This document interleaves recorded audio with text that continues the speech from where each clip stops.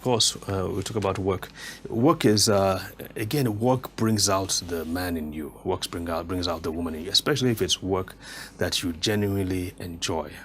Genuinely, that taps into your creativity, taps into your talents, taps into your passions.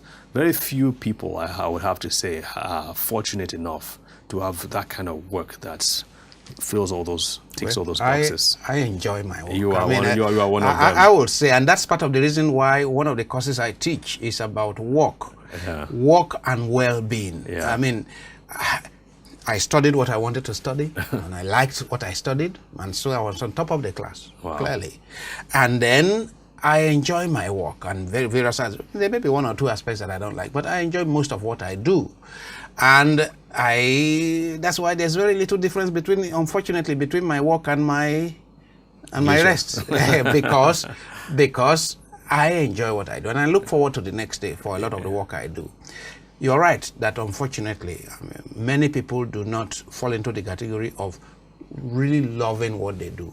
You see many people who are teaching, and you say, oh, you love your teaching, you say, well, what am I going to do? I have no other option. Now, that is a torture. As far as I'm concerned, that is a torture. You see many bank workers in this country, in Nigeria, a lot of bank workers who would rather do something else if they were money. And so we do tell people, when we have this workshop, we do tell people, list what you would have done if all professions paid the same. If all work paid the same, what will you do? You will discover that perhaps 50% of people would have done something else. Yes, or more, actually. So what does that show? That shows that many people are doing what they would rather not do if they could get more money elsewhere. That's right.